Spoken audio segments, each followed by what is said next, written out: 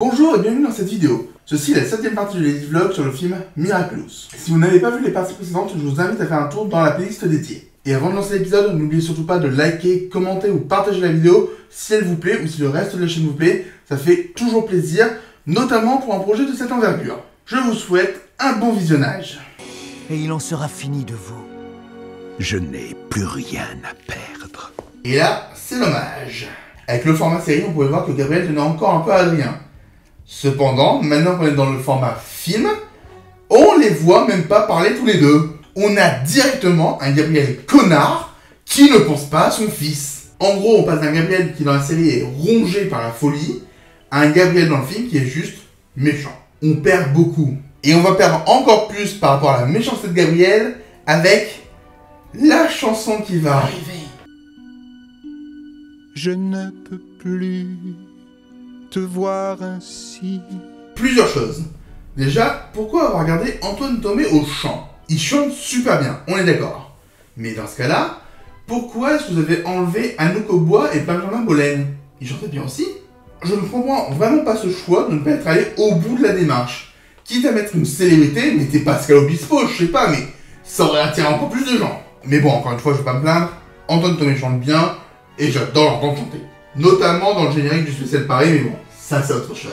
Ensuite, on a une deuxième chose importante, c'est une chanson de méchant, mais qui commence comme une chanson d'amour. Et sincèrement, j'aime ce contraste. Je le trouve très intéressant, parce qu'on va s'attendre à quelque chose, et on aura totalement autre chose. Et enfin, dernier détail, mais Nourou a disparu du plan.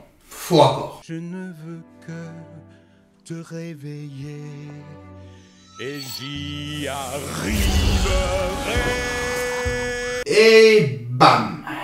On arrive directement à la chanson de méchant, sans avoir vraiment profité de la chanson d'amour. Bon, en soi c'est du classique, donc on va pas se plaindre, mais c'est dommage de pas être allé au bout de la démarche. Par contre, j'ai envie de me plaindre du fait que Nourou se fasse inspirer par le Miraculous du papillon, alors qu'il est censé être le Kwame du papillon, donc il se fait vraiment victime, et aussi du fait que c'est la première fois que nous voyons Papillon. Et ça manque clairement de panache. Je vous rappelle que c'est lui le méchant principal du film. Tu ne m'avais pas dit qu'avec mes pouvoirs, je pouvais faire ça. Maître, tout ça n'est pas raisonnable. Est-ce qu'on vient de voir Nourou qui sort du Miraculous du papillon? Oui. Et du coup, à nouveau un problème, mais tout à l'heure, Tiki aurait très clairement pu sortir du Miraculous de la coccinelle pour expliquer les règles à Marinette. Sincèrement, le fait qu'il puisse sortir du Miraculous, ça ne me dérange pas. C'est pas pareil dans la série, mais c'est pas grave, c'est une différence, je la prends. Sauf que si vous mettez des règles pour un Miraculous, vous mettez les mêmes pour tous les Miraculous. Parce que sinon, encore une fois, ça rend votre univers incohérent. Si je dois semer le chaos pour que ces bijoux apparaissent, alors allons-y. Vous le sentez, le Gabriel qui va devenir dément en moins de temps qu'il en faut pour regarder cette vidéo en vitesse x2? Ça va aller beaucoup trop vite. Ce n'est pas à ça que doivent servir ces pouvoirs. Alors, à quoi doivent servir ces pouvoirs? Vous n'arrêtez pas de dire depuis le début du film que le Miraculous du papillon est un Miraculous maléfique. Donc, utiliser ces pouvoirs, c'est quelque chose de maléfique. Et donc, si c'est quelque chose de maléfique, ça veut dire que celui qui les utilise a des desseins maléfiques. Donc, c'est que cette personne est maléfique. Et donc pas le Miraculous du papillon. Sauf que si c'est pas le cas, bah c'est le Miraculous du papillon qui n'est pas maléfique. Vous comprenez le problème? Il est temps d'aller faire trembler Paris. Et Nourou qui revient dans le Miraculous. C'est plus un bijou, hein, c'est un hôtel. Ces bijoux seront à moi. Bon allez, encore une fois, on va parler de quelques qualités, mais il y a un très beau jeu de lumière. Le rouge, le vert et le bleu de la nuit, tout ça, ça s'accorde à merveille et c'est magnifique. Et c'est comme ça qu'elle me reviendra. Et ça aussi, c'est une belle image. Parce que Gabriel ne s'imagine pas en Gabriel, mais en papillon. Cela veut dire tout simplement que maintenant, il ne s'identifie plus à l'identité Gabriel Agreste, mais il s'identifie à l'identité papillon. Après, je sais clairement pas si c'est voulu ou pas, mais si c'est voulu, c'est bien joué. Et détruirai, je serai le plus odieux. Et là, le fait de casser du vert de couleur violette, je trouve que c'est une très belle métaphore de la mentalité de Papillon à ce moment-là. Il est en train de se briser lui-même. Bon, après, ça reste qu'une hypothèse, mais on sait jamais. Pour qu'elle ouvre les yeux. Et ensuite, encore une fois, on a l'irruption de la couleur verte dans les plans. Et si vous suivez les Disneylogies, vous savez désormais que la couleur verte, c'est généralement une couleur de méchant. Donc en soi, c'est bien, parce qu'on a un Miraculous qui veut faire un peu un film à la Disney, et on utilise le vert parce que c'est un méchant. Sauf que dans l'univers Miraculous, le vert, il a une autre signification. Ladybug étant rouge, et Chat Noir étant vert.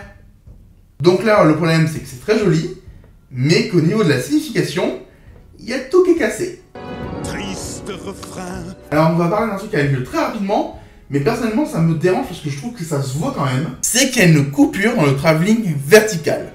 On aurait pu profiter du fait que ce soit flou, mais on a clairement un cut entre deux images, et je comprends pas pourquoi. Les âmes perdues et les parias. Des chauves-souris, des crânes. Est-ce que vous voyez vers où ça nous emmène? Est-ce que vous voyez les problèmes qui vont arriver? Juste avant d'en parler, je vous rappelle que c'est seulement sa deuxième transformation en papillon. Je vous veux tous avec moi. Et pourtant, il a perdu la tête. Il glisse sur des crânes, sur des squelettes. Donc clairement, il a perdu la boule après seulement 2 transformations en papillon. Maître, mais vous perdez la boule! Oui, c'est exactement ce que j'ai dit. Et ça aurait pu beaucoup mieux passer si on avait développé un peu plus Gabriel avant. Car au final, depuis le début du film, on l'a vu interagir avec seulement 3 personnes. Nourou, mais on va pas le compter parce qu'il se fait victime. Le gars qui lui a vendu le Miraculous, donc seulement un flashback, ça a duré 10 secondes. Et avec Nathalie. Et encore une fois, ça n'avait rien amené. Donc clairement, en un plan, on a un virage à 180 degrés de la mentalité de Gabriel. C'est vraiment rapide. Silence. Aujourd'hui, l'heure du papillon. Et vous savez ce qui me saoule le plus avec cette chanson? C'est que je l'adore. Sincèrement, je suis comme avec Tuer Ladybug. J'adore l'air de la chanson, et surtout pour celle-là, j'adore les chansons de vilains. Sauf que si on s'y penche un tout petit peu, on voit à quel point elle est nulle. Non seulement les paroles sont nulles, mais en plus ce que racontent les images, c'est totalement incohérent. Sauf qu'elles ont beau être incohérentes, les images sont jolies. Et c'est là qu'est toute la dichotomie du film. On a clairement des choses qui peuvent plaire à plein de gens, mais si on creuse un tout petit peu, elles sont mauvaises. Alors, le chaos va régner. Bon, encore une fois, Antoine Tomé chante super bien, et j'adore cette note. Ce n'est pas ça le pouvoir ultime! Le pouvoir ultime, c'est... Tais-toi. Et c'est une fin de tournage pour Nourou, il n'aura plus aucun rôle important dans le film. Donc j'espère qu'il vous a plu, surtout que clairement c'était le seul perso fidèle de la série. Il est sage, inquiet, sauf que personne ne l'écoute jamais, et il se fait victimiser. Clairement, une très bonne adaptation. Allons saluer les prisonniers. Les plus grandes peines, les doutes, les larmes. Bon, au moins ce plan, c'est pas trop mauvais parce qu'on aura plein de petits foreshadowing pour la suite du film. Parce que tous les prisonniers qu'on voit dans ce plan, on les verra après. Alors des fois, ce sera super rapide, mais on les verra quand même. Le mal est votre plus grand rôle. Papillon vous contrôle. Ah, le mime et la magicienne. On en parlera plus tard. Mais déjà, regardez-les bien et préparez-vous à ce que je crache dessus. Moi je donne un but à vos errances. Chacun de vous tentera sa chance. On a clairement l'impression que Papillon va rapper, et du coup ça me fait rire parce que on ne le prend pas au sérieux. Sauf que le problème c'est que c'est un méchant qui est dans sa chanson de méchant, peut-être qu'il va faire des trucs méchants avec des pouvoirs méchants. Autrement dit, c'est parfait de rire à ce moment-là. Alors le chaos va régner.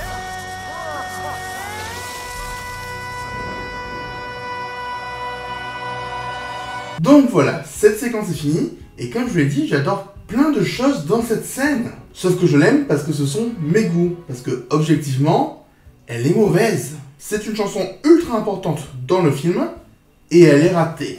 Je suis dégoûté.